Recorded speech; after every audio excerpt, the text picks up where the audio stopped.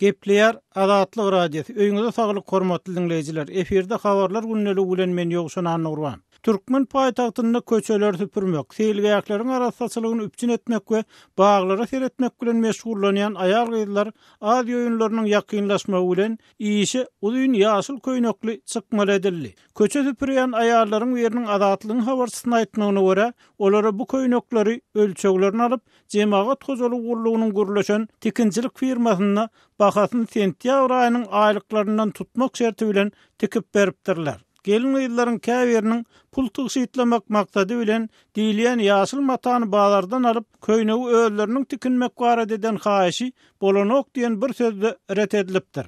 Bu paýtagtda hususan 5-nji az ýoýunlarynyň geçiriljek sport deskalarynyň golayny işleýän köçe süpürjüleriň we bagwanlaryň iş şertlerini aýada bilen bagly girilen ilkinji täzelikdir.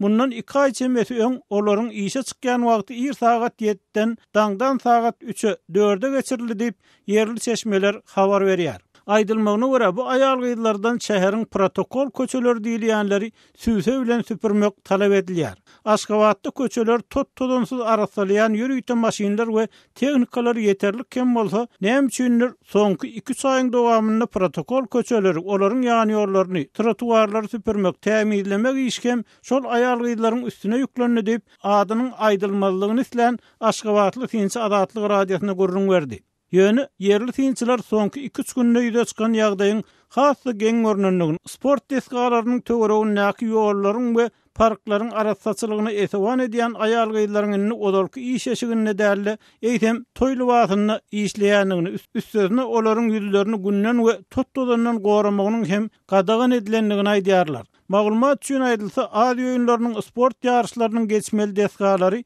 Türkmenbaşy ýolunyň Günbatar tarapynda 1,5 belki de 2 kilometr golay uzunlukdaky meýdan tutýar. Ýoluň günnäwir tarapyna ýany ýollar we köçe bilen aralygy baý gül ekilen ýerler bar. Netiminiň ýadgarlygynyň ýerleşýän parky, odalky türk hassahanasynyň ýanynaky park, Ýunus Emre heýkeliniň töweregindäki baglyk bar.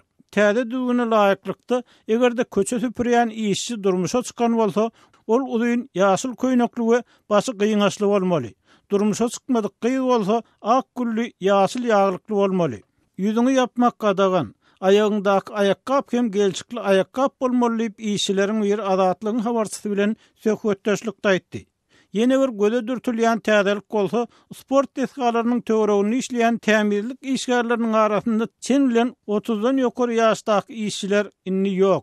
Odal olaryň arasynda 40-50 ýaşly aýallar hem işleýär diýip azatlygyň yerli çeşmesi aýtdy. Köçe süpürýän gyzlaryň biriniň gurrun bermegine görä, ýaşy 30-a çenli bolan işçileri Aşgabat şäheriniň beýleki etraplaryny işleýän ýerlerinden saýlap alyp, sport deskalarynyň ýanyna, ýagny mehmanlaryň köp geljek ýerine seretmäge geçirdiler. Ýaşy ululsan işgärler bolsa, olaryň öňkü işleýän ýerlerine işlemeli etdiler. Bu yer biziň öň işlemedik meýdanymyz. Öňkü işleýän ýerimizde işiň ýagdaýyny gowgulýardyk, işimize ýetişýärdik. Emma häzir özümizi ýat ýere mehman nüşenýal duýýar diýip tämirleýijileriň biri aýtdy.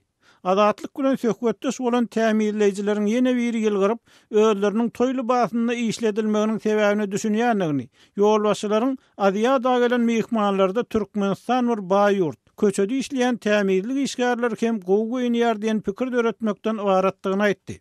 Ýöne olaryň ikisi hem öňünden ölçeglerini alanlyklaryna garamazdan köýnekleriniň juda dar tikilmeginden nägile bolýarlar. İş eşigi giňrak bolsa gowy. Emma bizi edil tan soýnalýan bara var ýany al edip goýdular. Köýneklerimiz ennamyza sırlaşyp dur. Egilip galmamyz hem kıyınlaşdy diýip bir eli pilli beýlekel süýsel gelinleriň bir azatlygyň habarçysyna aýtdy. Türkmen paýtagtynda köçe süpürmek, parklardaky tämirlik işleri bilen meşgullanýan aýal gyzlaryň köplenç içerki zähmet migrantlary bolýanlygy, olaryň Tomsun ıssysynda kışın soğuguna garaman günortan açık meýdanyna ara kesmelýänligi we 5-6 bolup bir otogda kirene ýaşap, özlerinden tygşytlan pullaryny ýyza galan maşgallaryna iýermäge çalışýanlygy aýdylýar.